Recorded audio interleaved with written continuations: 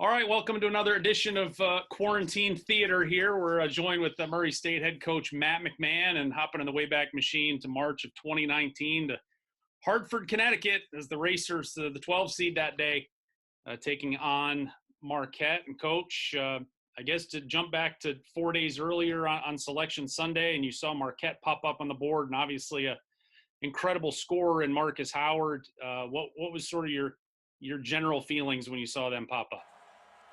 I guess that hard to believe that was 14 months ago. It seems like 14 years. But, obviously concerned because of their efficiency scoring the ball. They were 23-4 there in mid-February and ranked top 10 in the country, and then had the most prolific scorer in the country in Howard. But also very optimistic. We were playing very good basketball, had won 11 or 12 in a row going in. We had, in my eyes, the best player in the country in John Morant. And, I thought going back, this was the first time in the history of our league a team's gone back-to-back years as a 12 seed to the NCAA tournament. So I thought that experience would be good for us. And you guys had some – Belmont got in as well, obviously, and that was a big deal for the league for two schools to get in. But, the pressure was kind of on you guys knowing that assist number one of many on the day there for Ja. That was a big play there, Jeff. That was something we wanted to see early, how they were going to guard Ja in the dribble handoffs and ball screen actions, and that showed us right away they were going to keep KJ or Devin's man in the soft double team with Ja, and it opened up a lot of opportunities for those two guys to get some easy baskets throughout the game. When you played Auburn and Alabama and just sort of the bigger schools, is there almost sort of that feeling out process when they're going up against a guy like Ja that, hey, this guy's putting up big numbers, but, it's in the OVC and, or did you get the sense they respected him right out of the jump? No, I think Ja commanded immediate respect. I think, especially by this point in the season right here, Jeff, everyone in the country knows he's at worst the number 3 pick in the NBA draft right here. So I think maybe earlier in the year at Alabama when he really had his national coming out party. But wow, what a shot there by Howard, but good defense. But no, I think as you get to this Marquette game, everybody in America knows. And you could this game was different. The electricity in the building surrounding Ja, it was really amazing. Yeah, it's one of those deals where, and having been, and you've been in them as well, you're in those arenas, and especially when you have teams that are, so he hits a 25-footer right off the jump. We'll get to the atmosphere in a second, but from your standpoint, obviously you're not expecting him to go out and knock down threes right out of the gate, but when you see him kind of hit the first one like that, where's your head go right there? Well, I always wanted Ja to shoot more threes. I think he's a really good three-point shooter. So always encouraged him. One time I threatened him with a suspension if he didn't take more threes. So I always believed in him doing that. And, right there, that one you just saw, they switched their center onto him, and that's an impossible cover. Sure. That's the defensive player of the year in the Big East, trying to guard him there. And just a good read by Ja as no contact there on that shot. Great defense, better shot. But Shaq Buchanan, what an unbelievable job he did defensively on Howard in this game. Howard got his, but boy, Shaq made him work for 40 minutes. So I printed a box score this morning, 9 of 27 from the floor from Howard, and I thought every shot was contested. Great look and find. It was the old Darnell Court. That big man just loved to pass the basketball. Best passing big man I've ever been around. Just great hands, great court vision, and great basketball IQ, and obviously the unselfishness to go with it to make those type of plays.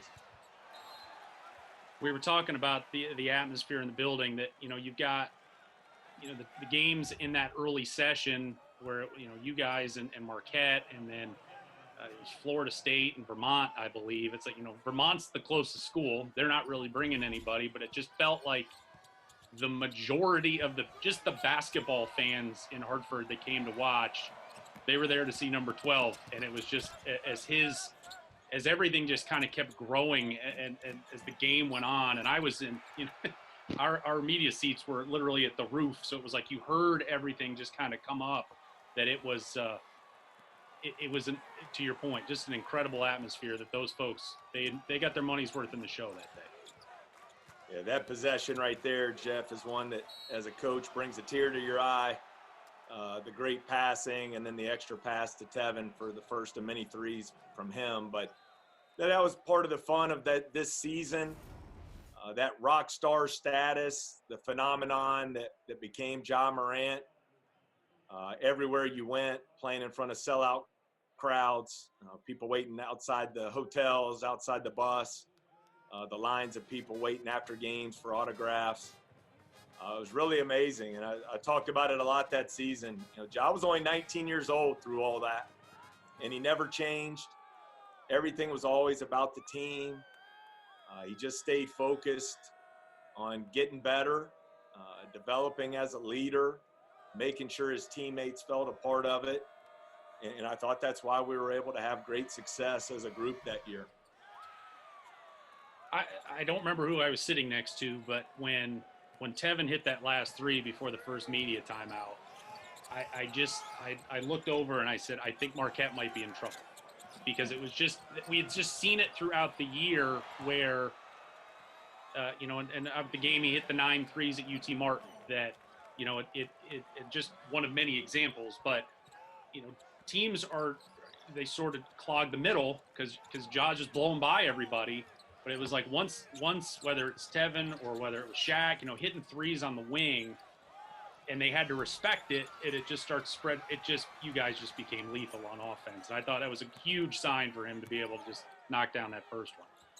No, it was critical, especially the way, as you see here, keeping 2 guys on Ja when the ball's in his hands. It was going to open up opportunities for others. I thought that was one of the reasons, and we could list hundreds of them, why Ja is such a great player. And that's just Tevin hitting a big-time shot there. But I talked about it before. In that championship game, Belmont, in the OVC championship, Belmont played Ja single coverage. They wouldn't help off of our shooters. They forced him to be a scorer. And so he went out and scored 36 points and led us to the championship. This game here, Marquette sent at least 2, sometimes 3, 4, and even 5 players at Ja. And he gets 17 assists. And I mean, that's just beautiful right there. That was one of the first, the O's coming from the crowd, that they're just like, oh, okay. Now look what we got going on here. Just an unbelievable pass. Oh, the hype men had a big game there. Old Anthony Smith and Daquan Smith, not in uniform, but they were rolling. And they were that way all year. Yeah. Jeff, just so invested in the team. And I thought that said a lot about both Daquan and Anthony. After missing the year due to ankle surgeries, they were still a really important part of our chemistry on that team.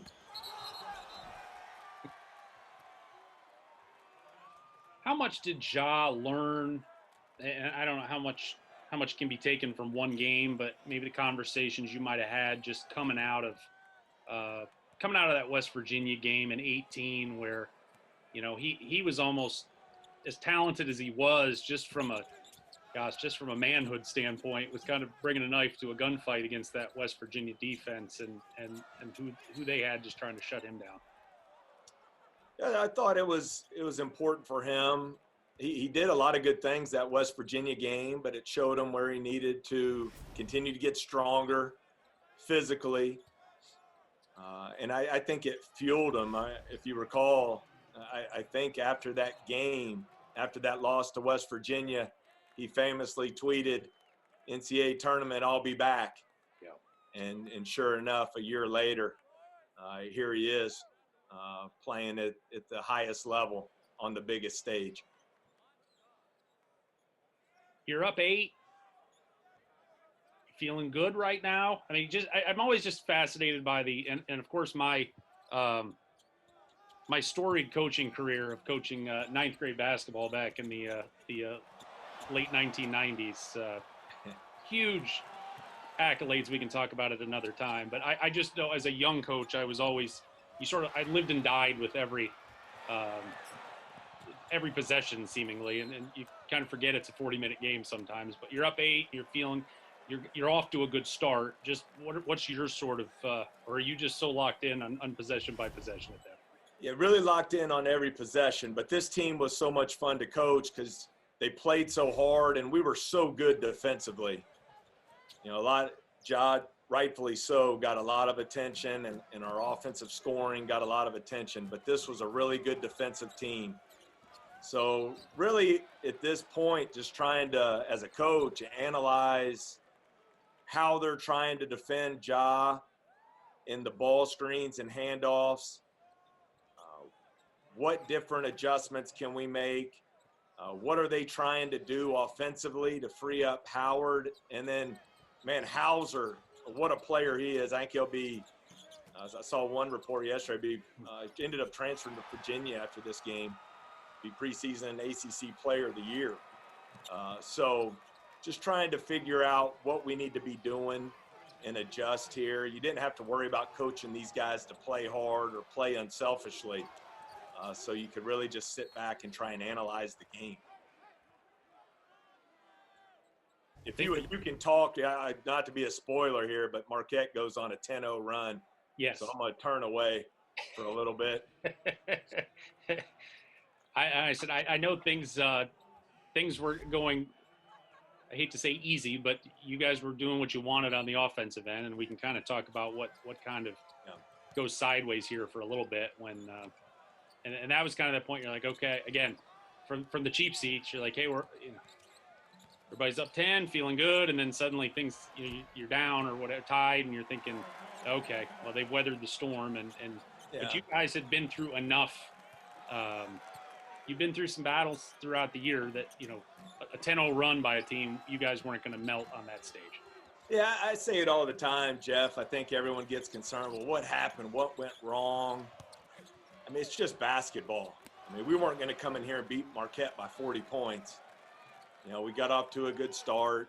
Hauser hit a big three. Now there's the nation's leading scorer, making a tough play at the rim.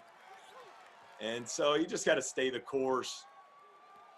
We were getting the ball where we wanted to offensively. We just didn't finish some plays.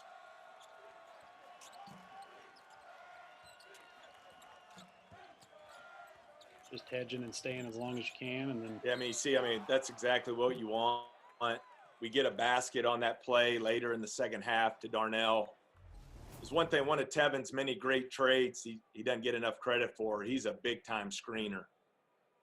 He sets a lot of great screens to free up. In this game, especially got Darnell a couple layups, got KJ a couple easy scoring opportunities. And in this past season especially, where he averaged 18 a game, but people were so keyed in on him. I thought he really did a great job getting his teammates open looks by his ability to screen.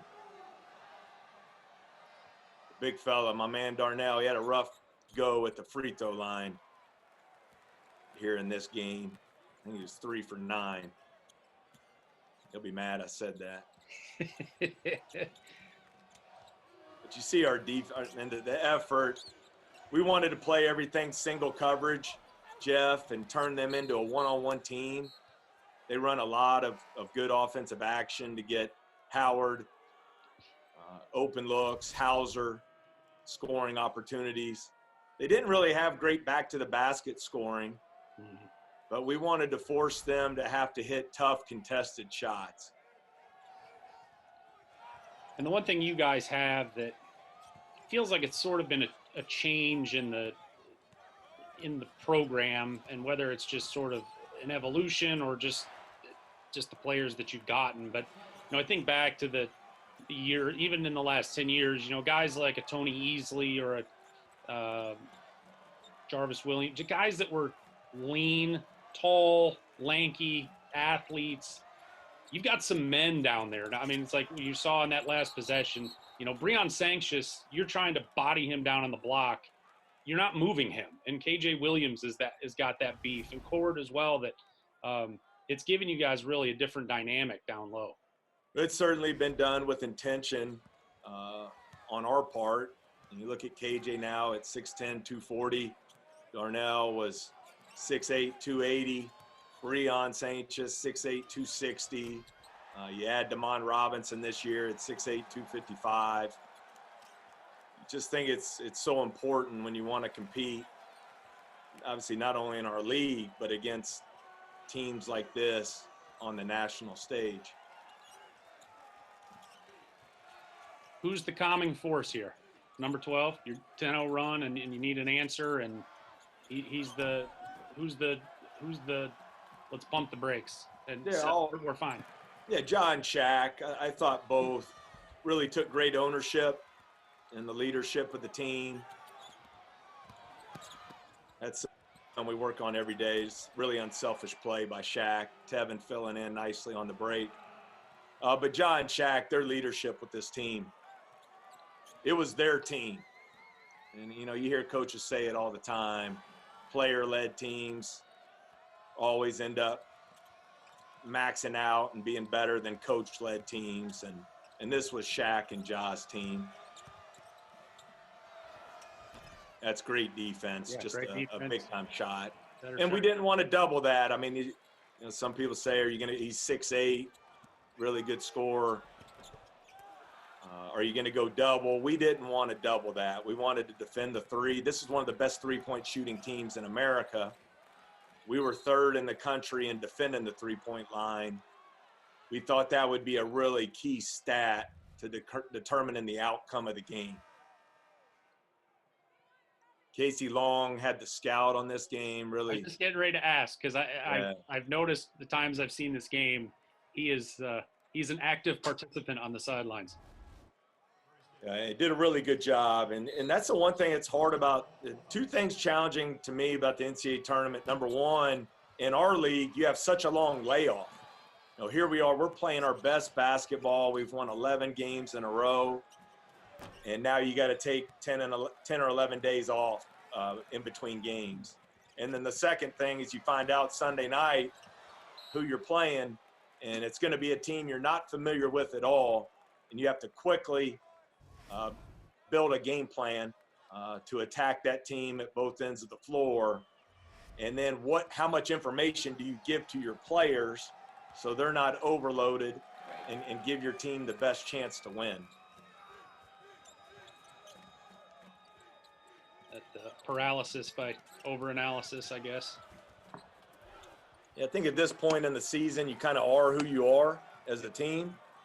And now it's just a matter of putting in some adjustments and making sure your players understand the personnel of the other team and where we might have some advantages. And we thought we had a great advantage in overall team speed.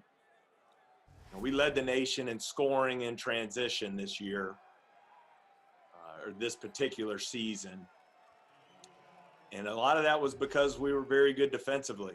So we were able to get a lot of stops, and then you've got, you know, maybe the best open floor point guard in the history of college basketball leading the break. And, you know, another key to this game, Jeff, you know, Ja had 11 defensive rebounds this game, which just turns a really good transition team into, you know, a transition team on steroids, because he's able to just ignite the break right away.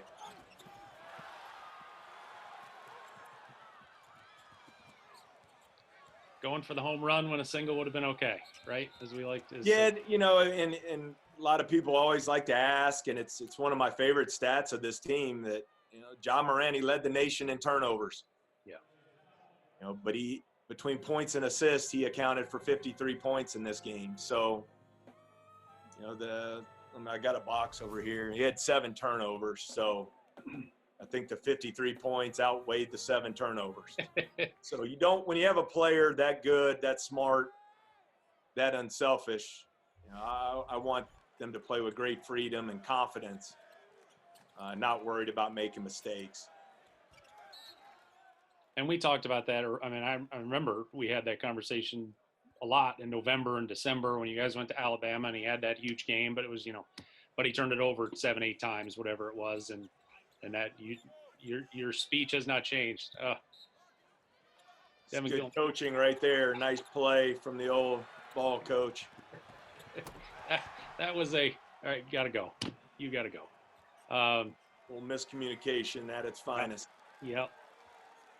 Where do you sort of fall on subbing after mistakes? I know a lot of coach. I had an old high school coach, and he's like, I like to wait a possession because I don't want them to think they're coming out for that reason. But sometimes you got to come out right now. I know every situation is unique, but do you have a philosophy generally on that? We try not to. Sometimes in the heat of the moment it happens, but want our players not looking over to the bench. Yeah. And now lack of effort, jogging back in transition defense, not focused in on the task at hand. I think certainly warrants coming to sit down. Another contested 3 there, but just playing with relentless effort, playing with great unselfishness and making mistakes, that's part of the game. It's certainly going to happen. So I don't want our players to have any fear at all of making a mistake. And you see just here Ja's ability to put pressure on the rim in the open court. You're either playing him one-on-one there and he's getting to the basket and either scoring or getting fouled, or you're sending multiple bodies at him to help. And that's where he makes all those incredible passes to the open shooters and always makes the right play. It was always amazing just to watch when he was downhill in transition, there was no defense that had an advantage. And it wasn't even like you were at a disadvantage. You were at a massive disadvantage, kind of just at his will at that point, that it was scary to watch from the opposing viewpoint. We talk about it a lot, just that perfect combination of elite athleticism and explosiveness. I mean, here he is again. There's 28 on the shot clock, and he's already in the scoring area. But just his ability to get where he wants to on the floor, his change of speed, change of direction, and then his basketball IQ. I don't think I felt that was a travel. Thought he had already made the pass, but yeah, I don't know the solution. I think that's just one of the many amazing things about his game. He can beat you in so many different ways. Playing one-on-one, he can get to the bucket and score. I mean, had a lot of NBA people tell me he wouldn't be able to finish some of those plays when he gets there. He lived in the paint this year in the NBA and finished him at a high percentage there too. Did you have any relationship with Woj? No, I didn't know him at all going in. I have respect for him and the Marquette job's one of the great jobs in the country.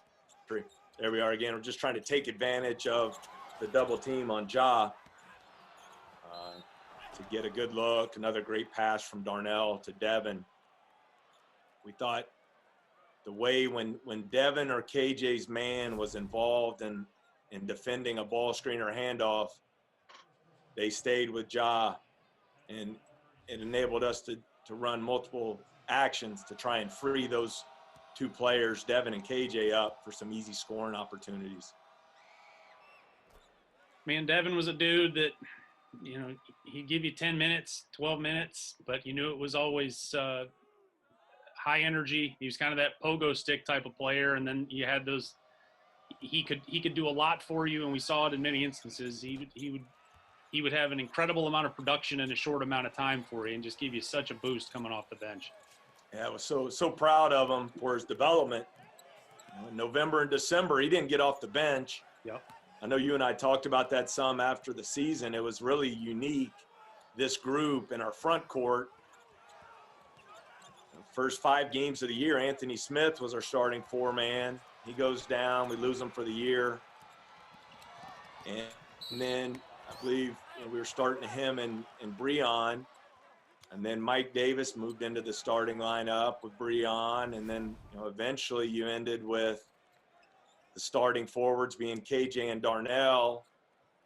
And then the emergence of Devin, who went from the 6th front court guy to the 6th man on the team by late in the year. And I don't regret any of those changes happened by guys just getting better and improving as the season went along. And I think that competition is good within the team, and it helped us get better as a team. You guys are just pummeling them at the rim right now. You're getting to the line a lot, and just sort of that relentless attacking. Is there anything you're noticing at this point that, hey, this is it more of just, hey, let's just keep doing what we're doing, or are there any shifts to better take advantage of that advantage that you have at the rim? That's a great example. I mean, that's phenomenal defense here. Yeah. From Shaq. But we were able to force a lot of missed shots this game. I mean, they were 24 of 74 from the floor. So 50 misses, which enabled us to get out in transition. And then our guards rebounded really well. Not only Ja, he had 11 defensive rebounds, but I remember both Tevin and Shaq had 6 defensive rebounds as well. And we did think we had a speed advantage, especially in the open floor, where we were, as I mentioned, #1 in the country in transition scoring. So we wanted to try to take advantage of it. But all that being said, we're still right here in a 1-possession game, 15 minutes in. Did you guys need confidence in this game? Did you need to get 15 minutes in and be in a 1-possession game where they felt like, okay, we're in this? Or I don't think so, I felt like Jeff. you guys were confident enough. You'd played enough big games, and that you felt like you not only belonged on the floor, but that you should, not just could, but should win the game coming in. I think so. I think our guys, the experience that Shaq and Ja had the previous year in the NCAA tournament was huge. I think in this 2-year period, we lost 2 really close games to Auburn. As we know, Auburn went on to the Final Four this year. Yep. In this season here, and you played them to a 1-possession game in front of a sellout crowd down there at Auburn. Of course, you always want to win those, but I do think our players gained a lot of confidence being in those type of games at Auburn, at Alabama. The Belmont tournament championship game.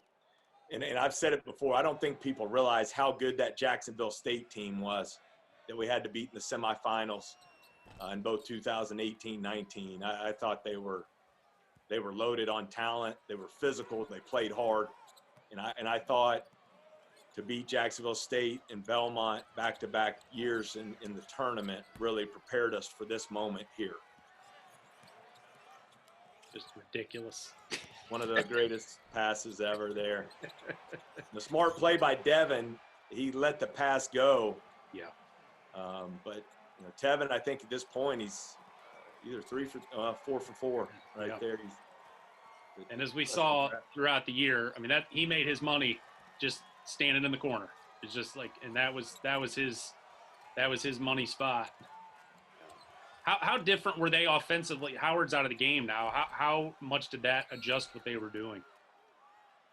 Everything then I believe Howard just got a second foul, I believe, which was important, obviously, with the chance to hopefully extend the lead.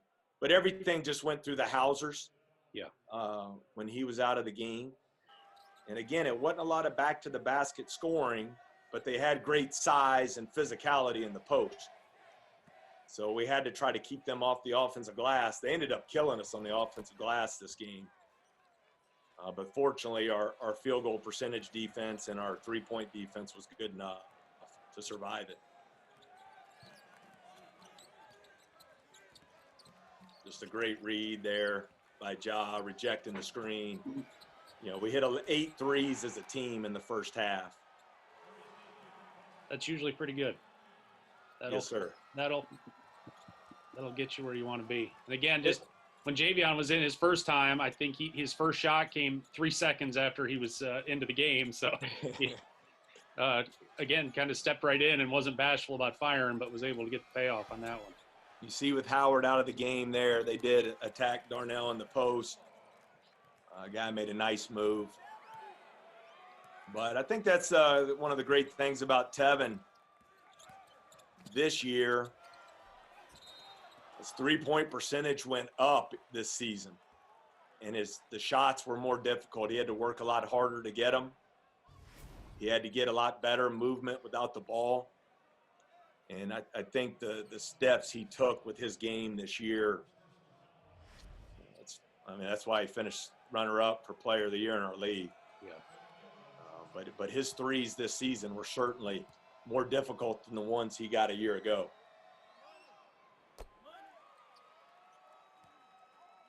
You ever been to the Hartford Civic Center before this trip? No, never been. I guess the old Hartford Civic Center. Never been up that way. And you mentioned the good minutes from Devin. This is his second trip to the free throw line. Was really active for us.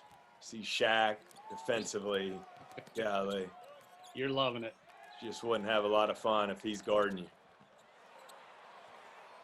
I mean, they're just swarming. I mean, to your point, and it's great, great shot, but yeah, that was you are making life impossibly difficult for him. Our perimeter defense this season with Shaq, put him up there with Jawan Long is probably the two best defenders I've had the privilege to coach. But Tevin Brown as a freshman was so good on the perimeter defensively. And he didn't walk in the door that way, as we've talked about. Yeah. Well, you have, Howard and Hauser.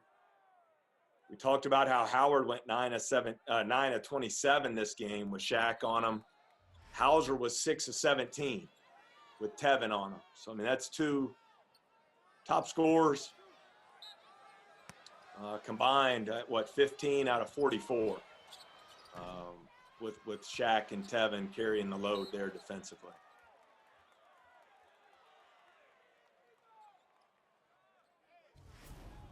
It's a heck of a recruiting class, and I know we talked about it. We did something with it before this game, but we still remember the video from I guess it would have been the start of the 17 season that they were all in on a visit at the same time, that they have Tevin and Shaq and Ja all standing there. Ja's a little rail thin high school kid, just with his hat on backwards, just kind of watching everything. And little did we know that threesome would be just such a amazing part of some phenomenal success just 2 short years later. Well, really right out of the gate, but to cap it off 2 years later. Yeah, it does certainly go down in Murray State history. Those three. That spring, Anthony Smith ended up being a part of that class, and probably in today's time, the most underrated part there was Jonathan Stark was also in that class as, quote, a grad transfer. Yeah. He could have gone and played anywhere in the country his last season, coming off 22 points and 6 assists a game, but wanted to be at Murray State, wanted to lead the Racers to a championship. So certainly a historic class. Big stretch here, this final minute. I want to say, this is the lob for Devin. Again, you see the great seals in the post. And then Ja with the vision to throw over the top to Devin.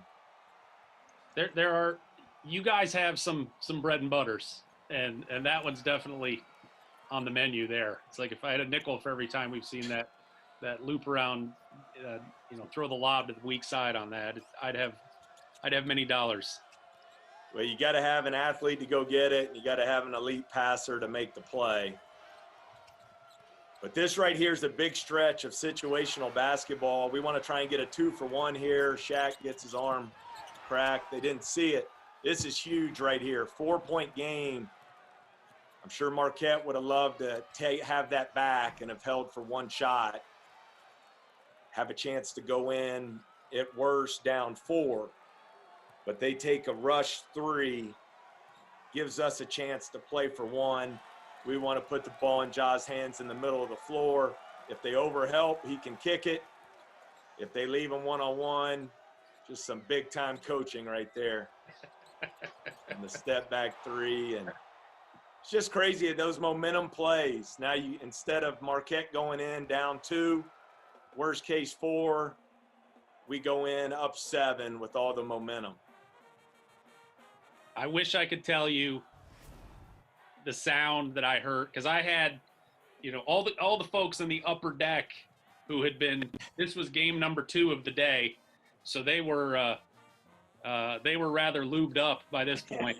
And when Ja when he just did the step back, the roar from the crowd was just, it was unbelievable. And then the ball went in, and it was like, wow, he owns this building right now. And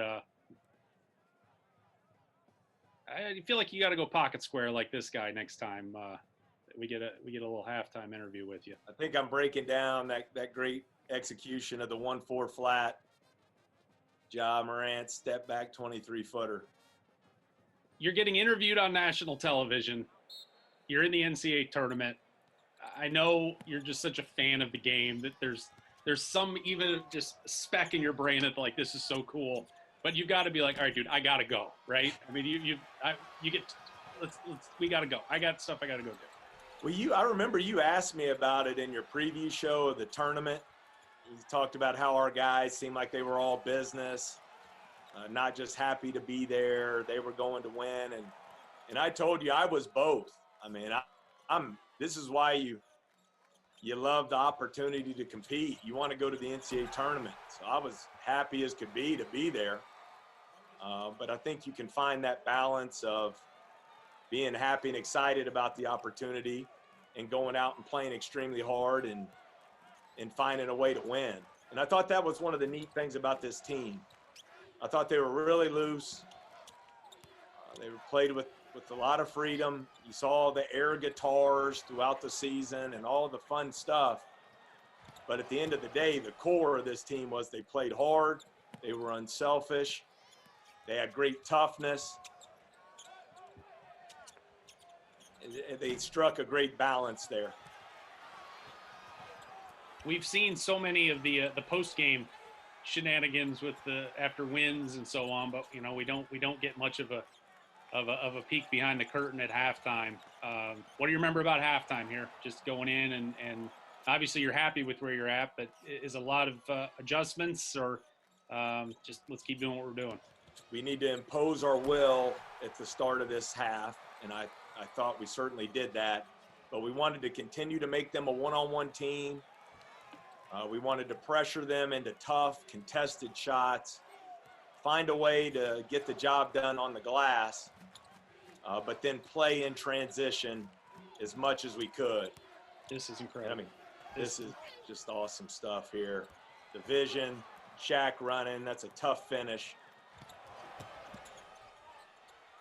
Remember Jalen Rose talking about that play after the game about he's like, just jog at the ball, his head's already up, and and again, just and from the cheap seats on this, it just felt like, and I know you would never believe it in the moment, it felt like the game was over, that you came out and just snapped Marquette's will in the first 80 seconds here.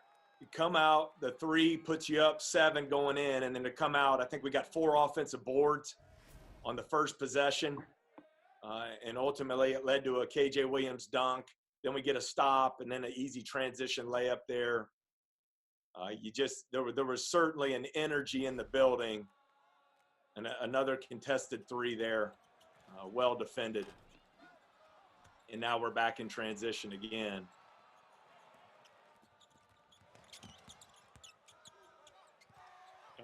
Darnell without the T-shirt underneath. We're going with straight gun show now for Darnell.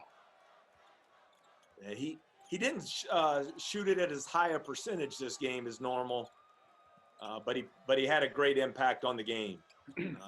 with some of his passing, offensive rebounding, just drawing fouls, getting to the free throw line. And KJ, he ends up with 16. He had a quiet first half for the most part. He's going to get a lot here in the second. But I hate that play got cut off there. I don't know if there's a replay, but it was an unbelievable read by Ja and Tevin. Late shot clock. He set him up and spins right back for the and one. That's not something we would have called as a coach. It's a read that Ja and Tevin made out of the offense there. But no, KJ was terrific. 8 of 10 from the floor. He finished everything around the goal. And I thought he really took advantage of the over-helping his man did onto Ja on all the ball screens and handoffs.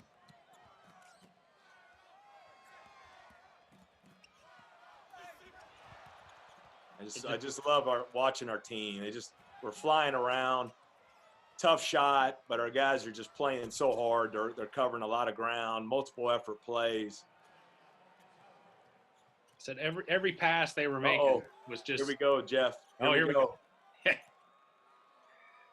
Oh, goodness. Sorry to interrupt you. No, well deserved. Well deserved.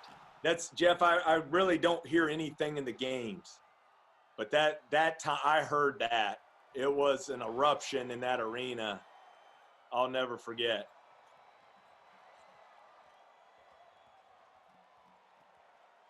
It was just the buzz of all of it. And it's like CBS can't get, TBS here, I guess, can't get to a commercial fast enough so they can show, or get to a dead ball fast enough so they can show that another 10 times.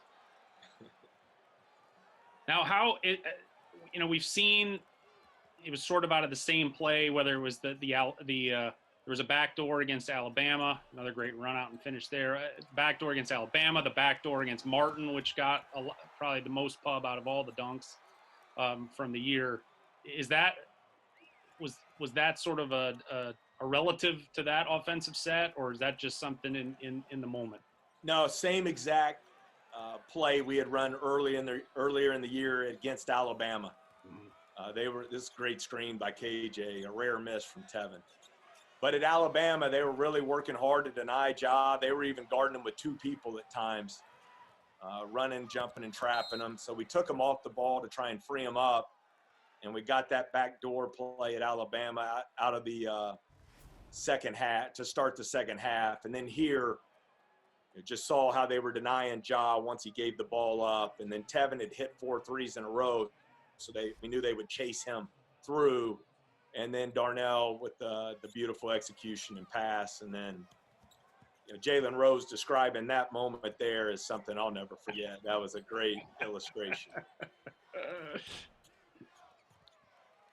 And on all those big dunks, it seemed like all year, and there was always contact, and he finished through it, and he never got a whistle, like one time. No, you lost your mind against Belmont in the championship game, and there was contact there and nothing. But he finished, which I guess is the most important part. Do you remember your reaction? You're sort of the one, where's Waldo, that there's no visual proof of, because you had sort of wandered closer to half court on the dunk. Do you remember any fist pump, or is that just let me straighten my tie back out and we'll go play defense? Yeah, no reaction for me. It was awesome though. Yes. Look at that defense there, Jeff. I mean, that's just incredible from Shaq. I thought Howard had to work. Just to get a shot off, he had to work. And I guess if we go with the old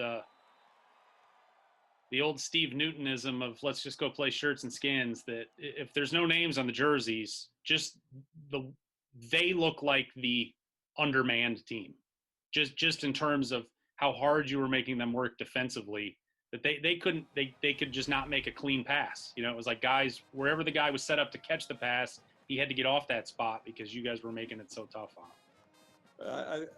I know I hate to keep repeating it, but these guys just played so hard. We had great competitors on this team, physical defensively, really wanted just tough, fight you for everything.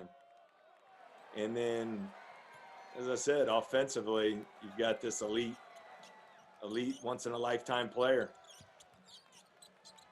It just ended up being a perfect combination of balance, the balance this team had.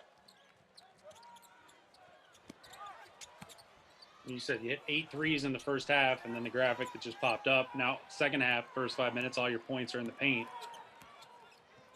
We only hit 1 3 in the second half. Look at this here. Forget it. I mean, it's just speed, athleticism. Look at Darnell. Watch his in-out move. I remember this. He always wanted to be a point guard. Get the ball to Ja. Get the ball to Ja. He loved it, man. He loved running that break. The I mean, you're now up 17. I mean, is this your guys on some level? I mean, you've essentially got a home game right now, in front of the biggest crowd you played in front of all year, with folks rooting for you guys. Your guys have to be smelling blood. Are you having to pump the brakes with them at all? Like, hey, we still got 15 minutes left, or were they still in the moment, not necessarily going for a kill shot? No, I think one thing we really tried to do a good job, not just this year, but with our program, is to stay focused on making the next play, playing the next possession. It's a long game. Our players know they have a guy in Marcus Howard who's gone over 50 points, over 40 points multiple times in the Big East. So we know there's still a lot of work to be done. It looked like me dunking it there, Jeff.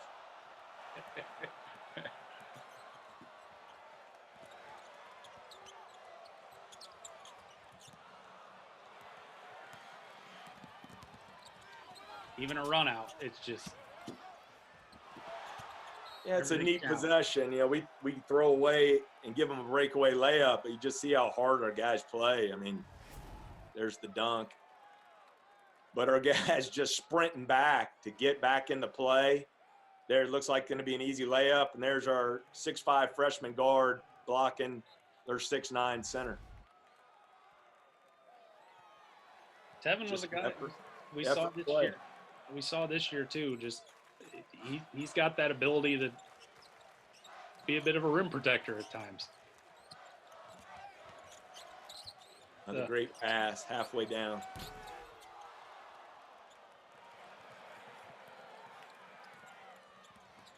I mean, Jeff, those are, and he can make them, but those are just tough shots. Sure.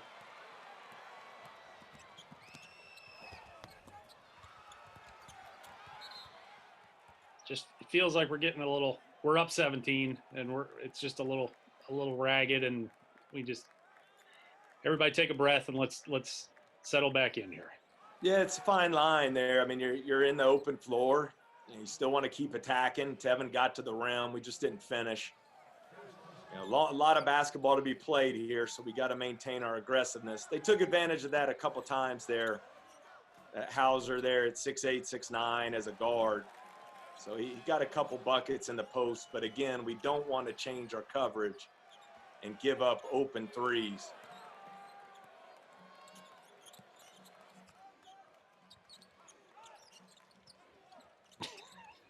Yeah, now that's maybe getting a little loose with it.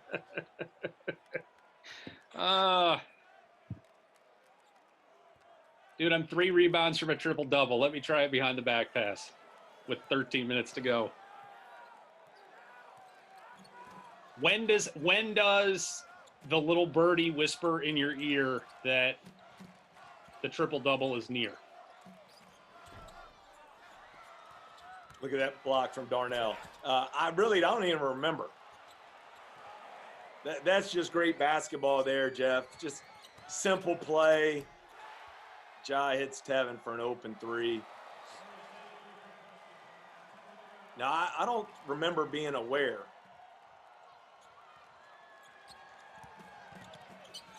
Because I think there was one. Was it at Moorhead maybe that he was? It was the end of the season, the second to last game of the regular season. We were up like 35, and I took him out. I didn't realize he was a point short at the under-8 media. And, we were we had to drive all the way back that night and play Austin Peay to win the regular season. So I was trying to rest him, but we put him back in there and let him get his triple-double, get him right back out. Sometimes you have that.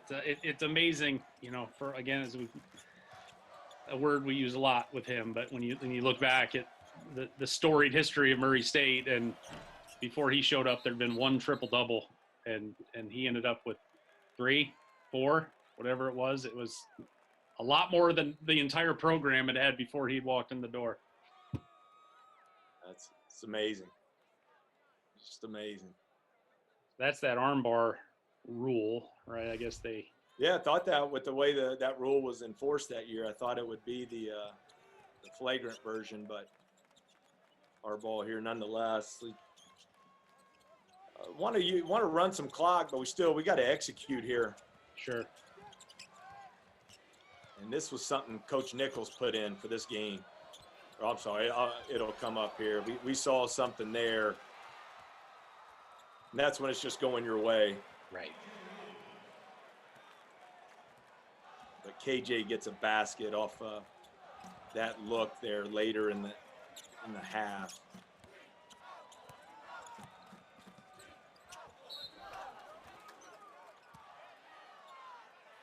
Again, single coverage in the post. Just thought that was our best play. And this is one of the top 10 three-point shooting teams in the country here. Yeah. They ended up 8 of 31, 25%, 26%. And they've got 43 points, 29 minutes into the game. So whatever you were thinking you wanted to do defensively coming in, you got to feel like it's a win-win at this point. Yeah, certainly you like where you're at this point, but you do know their ability to score points in a hurry. So we want to try and run some clock, but yet still execute and get some easy. They go zone here. First time of the game. We get exactly what we want. All day. It's great execution. We just didn't knock it down, but, perfect execution by our guys. Especially to get hit with that change up on the fly. You see great defense there from Tevin. But as you mentioned, if there was a defense that God created, you saw it at some point during the year. You saw guys defensively there, just flying around, scrambling around, recovering, getting deflections, leads to a great finish from Shaq. But no, we saw every zone. We saw double teams. We saw denial defense. It was good. Our guys handled it really well. It was one area these guys didn't get enough credit. We had a really smart team. Really smart team. I mean, Ja's one of the smartest players I've ever been around. Tevin, incredibly smart player. Shaq Buchanan, so smart on the court. They switch it back. I don't know if they know what they're in. No, they're man here. The old 1-4 and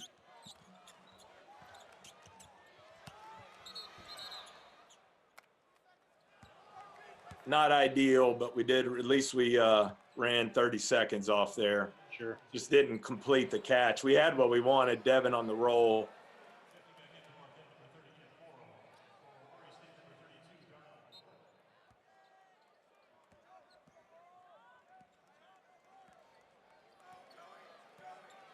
Are you a worrier? Like, are you churning during the game, or are you? Nah. Try not to. I really enjoy, just try to. We got great players. So we have really, really good players. These last 3 years, and they play so hard, and play with great unselfishness. I mean, when we get to the games, I really just enjoy watching them play. I love the way our guys play. So it's a lot of fun for me to stand over there and watch them and hopefully try to analyze the game as it's going along and rely heavily. We got great coaching staff Coach Kane, Coach Long, Coach Nichols, Coach White, just great coaches. Just try and give our players any advantage we can. Here's an option. You'll see Tevin's screen here. Just takes Darnell's man out and shoots a warm-up layup there. So just trying to see things like that, just trying to help your players a little bit. But that's the fun thing with these guys. We don't have to coach effort or attitude or unselfishness, toughness. These guys embody all those things. Another deflection from Shaq, just rotating there.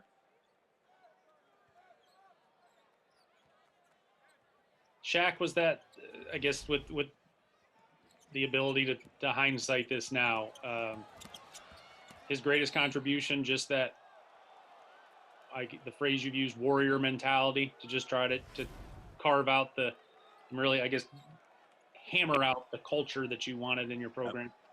No question. He established that from the day he set foot on campus. Plays every possession like it's his last. Relentless competitor. Just a winner.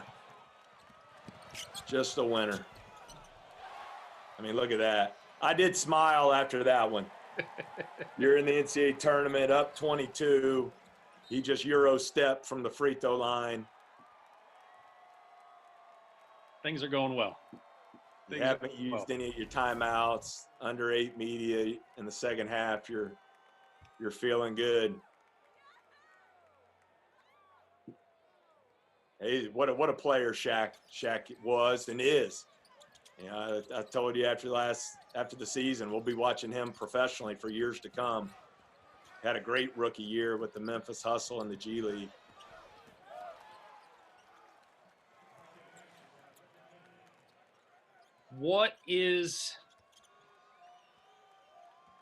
Was there ever a moment you had to get on? What's the hardest you ever had to get on Ja about something basketball related? And that may be a very sliding scale, but what's the hardest you ever had to get on? That was the one Coach Nichols called there to free KJ up on the baseline, and then that unbelievable left-handed pass. But I really didn't. I think I would probably say one of my favorite games I've ever been a part of was against Eastern Kentucky at home. Oh, yes. The technical foul for the guitar. He played after he hit a three and played the air guitar for about 15 seconds and got teed up.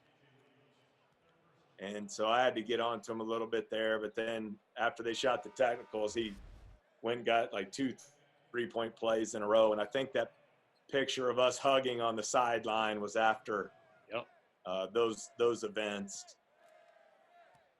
But no, never hate you because he's a competitor. He's all about the team. I just always look back. I try and put myself in our players' shoes. I mean, 19 years old, 40 NBA scouts at every game, on Sports Center every night, people chasing you through the hotel for autographs. I can't imagine what that would be like. And just the way he handled it, how humble. The way it was always about the team with him. I still look back on it with great admiration. I think it's a great credit to him, especially his parents, T and Jamie, his family support system that he has in place.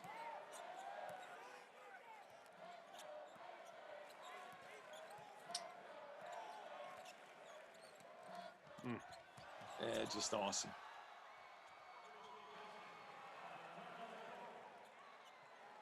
Special.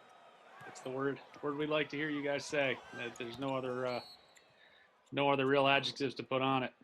You kept waiting for Marquette, and like I said, it felt like after literally that first minute and a half segment, the run never came. The run the body language was like, we're ready to get out of here. Yeah, I think they get a 4-point play coming up here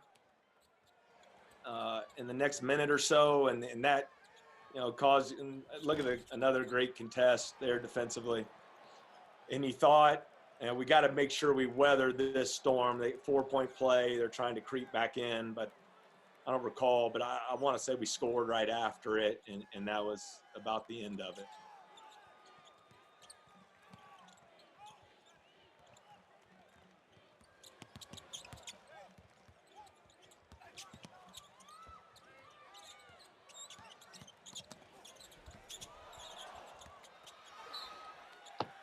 You see the offensive glass in the second half from Darnell and KJ.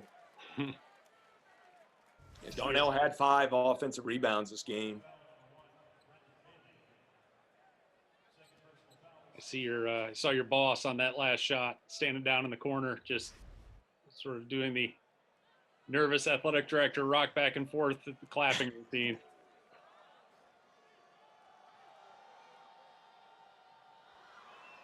There's a big. I mean, I don't know that this how big a deal this was for your school, and how big a deal it was for the conference, and how big, and obviously what Belmont was doing, and they'd gotten the win in Dayton, and I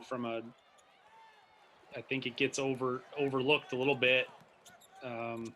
Just sort of the financial impact that this tournament is great, and everybody loves the tournament, but there's some real tangible importance to it to schools at your level, really at all levels. But you're not in a situation where your conference is going to go win 10 games in a year and you're going to get millions of dollars to be able to get 2 wins on top of just all of the all the extra stuff on the side and attention that Ja drew to the school and the university. Right. And what a 3-month ride you guys had, that I know you're trying, again, as a basketball program and as a university, trying to ride that wave as long as possible and build upon it as you move forward.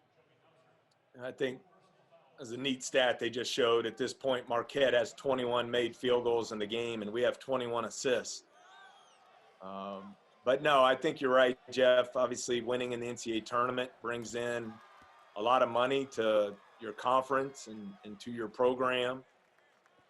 And I guess that to wrap the game up, I know we still got a ways to go, but you're just so happy for your players. You prepare your whole life for an opportunity like this. If you're a basketball player, to get to be in the NCAA tournament, to have an opportunity to win, and for our guys to come out and deliver with the performance that they had this game. It was a historic game. It's the second largest margin of victory by a 12 seed in the history of the NCAA tournament. It's the 8th triple-double in the history of the tournament from Ja. There it was right there. And there was, everyone, the whole arena rose to their feet. Yep. When he finished up the triple-double there. But, this is what you dream about, I think, as a player and as a coach. For me, coaching, number one, I want to try and make a great impact on our players and hopefully help propel them forward with the rest of their lives to go on to do great, successful things.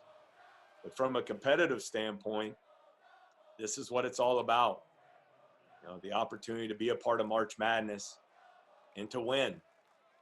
And, certainly very special, not only for our players, our coaches, how much it means to the families, seeing players' parents cry in the stands after championships, seeing what it means to the families here in Murray, Kentucky, the pride that this community takes in Murray State basketball. It means a lot to a lot of people.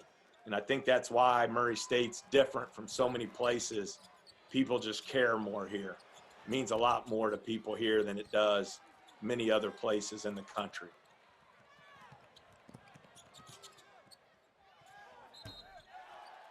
There's the 4-point play. I can't imagine in your wildest dreams, though, that you would think that you're not only going to win by that you're pulling your guys out to clear the bench because you won and you're moving on. I can't imagine that was sort of in the thought process at all. And really don't ever think about it that way anyway. Sure. You know, just go in trying to, as boring as I always tell you it is, process. Yeah. Win the game a possession at a time. Move on to the next most important thing. You know, whether it's a successful play or a turnover, whatever, we got to move on and make the next play. And try and win as many of those possessions as you can, and then you hope at the end of the 40 minutes you're where you want to be. But again, our players delivered. You know, they really did. Our fans delivered. We had a huge crowd there in Hartford. And a lot of players, sorry to interrupt, but a lot of players delivered. You know, obviously Ja got the headlines, but, you know, KJ with double figures and Darnell was great, and guys coming off the bench. And it was this was not one man got the headlines, but this was not a one-man show. Yeah, I said it in the press conference after the game. Like, this was our team. This was what we did. Ja made everyone around him better. We had great chemistry, culture. Darnell claimed that was a pass. I think he was trying to reverse layup, and it ended up in KJ's hands. But no, I think the performance from Tevin, the performance at both ends of the court from Shaq and Tevin and KJ, I want to say it was a Murray State NCAA tournament record in field goal percentage in a game, 80%. Darnell with his offensive rebounding and passing. Javion's big three in the first half. Devin's lob, dunk, and getting to the free throw line. Really, everyone who played came in and did their job and helped the team. So again, what do you want? You want me to take them out, Jeff? Turn it over. That was it 6 now. Get him. Seen enough.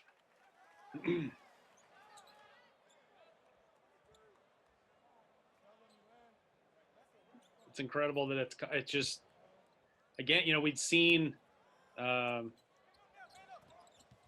obviously in look at that defense, Jeff.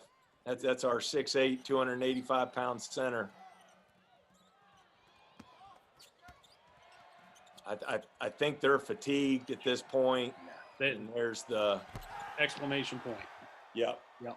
But you just see the effort, man. These guys, our players never took a play off. I mean, just relentless. You just have an expectation of 12s beating a 5 or 13 beating a 4 that, you know, it's coming down to that final 4 minutes. You know, if the underdog's going to pull it off, it's going to come down to that final minute. And, you know, boy, maybe if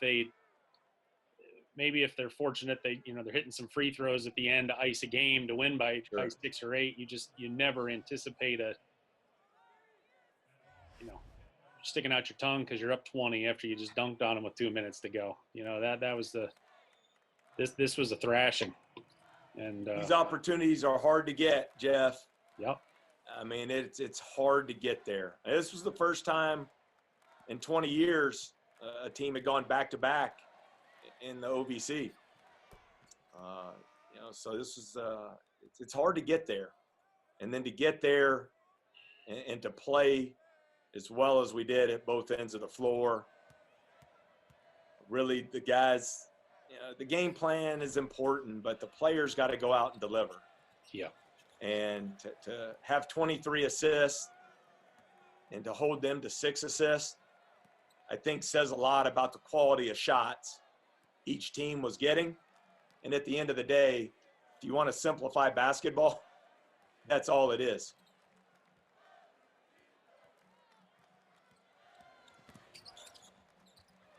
I mean, I know it didn't go in, and we've seen him miss a couple of those, but that was another shot you take every trip down the court. Yes. He'd just get to the middle, draw guys, and Tevin would just kill you in the corner. And that's the difference. Like from that Belmont game in the championship, when John made that play, they stayed home on Tevin. Yep. They didn't leave him. And so that's where you saw all those great finishes he had in that game. And that's why he's impossible to guard. because he can beat you any way he needs to. And doesn't care which way it is, as long as his team's winning. Yeah.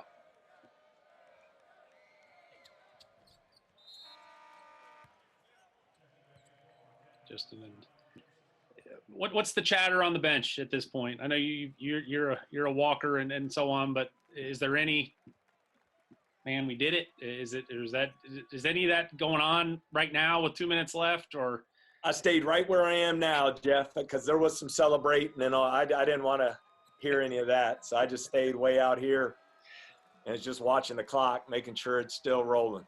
Sure. But I believe this is the Ja showing some of his post moves here. Yeah. The spin up and under. Yep. And then Darnell does a nice job kicking the ball so we get the whistle and we can substitute out of the game and save those 3 timeouts. And get a standing ovation. Unbelievable. From 90% of the arena. Yeah. I mean, it was the night he became the mayor of Hartford. Yeah, look at that stat line. It's pretty good. Pretty good. You got more assistant coaches and dudes in suits down there than the Patriots, man. Nah, NCAA tournament. And so many people behind the scenes make this operation go. I know it. We got to get them to Hartford to be a part of this. Those student managers, the guys that nobody knows their names, but know those are integral part of what you guys do and bust their butt for you guys. Managers, trainers, doctors. Yep. Strength coach, assistant coaches. A special group. Well, as we wind it down here, I guess just your parting shots of the 2018-19 Racers. Yeah, I think just history. It was a historic year. Said it, first time back-to-back 12 seeds in the NCAA tournament for our league. First time back-to-back OVC tournament championships since the late 90s. Second largest margin of victory by a 12 seed. Ja with the 8th triple-double in tournament history. And just the historic impact that this group made on not only our basketball program, but on Murray State University. I think this group, led by Ja, will always be remembered for that. The national impact they made for our university, the future of our basketball program and recruiting. It was just, really an amazing experience to get to be a part of that team and to coach a once-in-a-lifetime player in Ja Morant. 83-64, Racers take down Marquette in the 2019 tournament. Murray State coach Matt McMahon, thank you for the time. Thanks so much, Jeff. Go Racers.